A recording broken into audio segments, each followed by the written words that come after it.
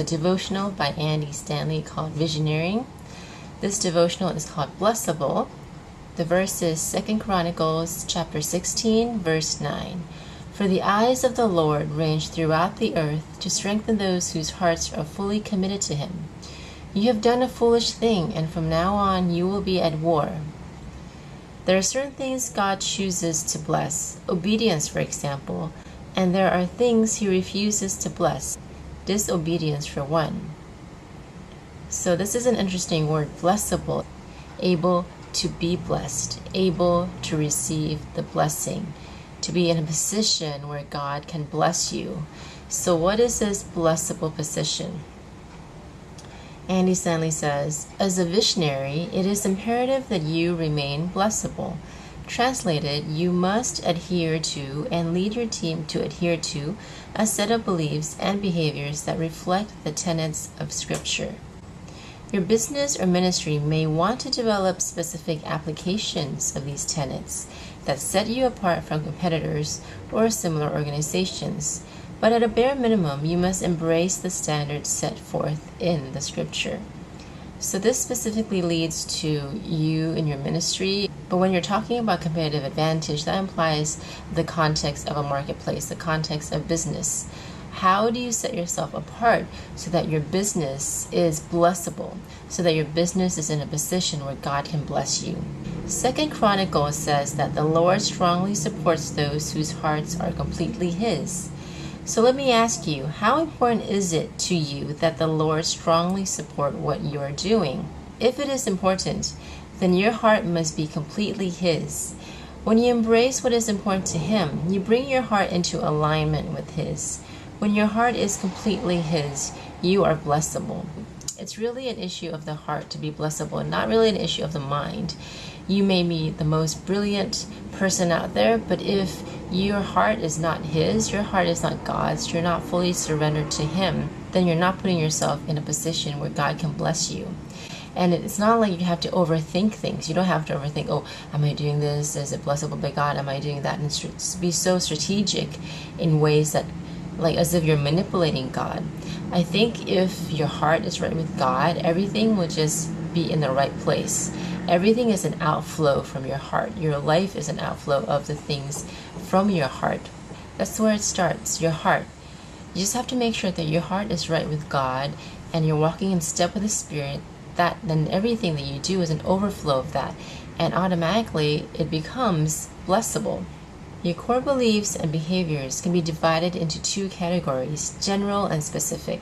General beliefs and behaviors are those every believer should adhere to. Things like honesty, purity, and integrity should be embraced regardless of the nature of our vision. So for our company, natural skincare company called Baristas, we have a set of values, and they use the acronym GIVE, generosity, I, integrity, V, value people, E, excellence. These are the standards that we adhere to, and we want to be able to meet those standards in everything that we do, from sourcing, supplying, and production, and customer relationships, delivery, everything. We want to adhere to those values. Specific beliefs and behaviors are specific to your particular vision. I can't tell you what these would be for you. You'll need to figure them out on your own with God's help. So pray about it. Pray specific to your context, wherever you are in life, what your role is in life, what your life role is, what your role in the company is. Ask God, what are my specific personal values? I also do coaching, and I help people figure out these values. And there's another video I can link to below from my coaching website about figuring out what your values are. What are values? How do I know what my values are? So check out the link below. I'll put a link there to go to my video. And when you make decisions aligned with your values, you're going to be in a good place and listening to God's will and following Him, being obedient. But when you're doing things that are in violation of your values, that's when you know that there's something wrong, there's something off, and you're not going to be happy. There's going to be an unsettling in your heart, knowing that that's just not right. I shouldn't be doing that. So it's important to know what your values are and identify them. Let me give you an example to illustrate. Years ago, Billy Graham elected not to receive personal speaking honorariums. All honorarium checks were to be written to the Billy Graham Association. That rule doesn't appear in Scripture, but it was a standard Billy believed was important for maintaining the integrity of his ministry. Do you think God strongly supported Billy Graham? I certainly do, and I know you want the same kind of blessing as you pursue your vision. So make yourself blessable. So that's a specific standard that Billy Graham decided to maintain. He didn't want to take any personal checks. And Andy Stanley says that's not in Scripture, but whatever God tells you specifically for your situation, pray about it, and if you're sure that's from God, then adhere to that and try to live out that specific vision for your life.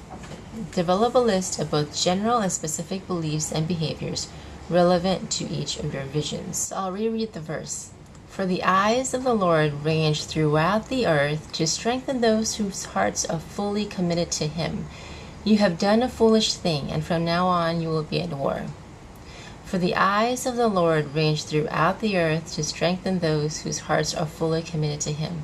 So remember, it's a heart issue. It's an obedience issue. God is searching for people to be obedient to Him.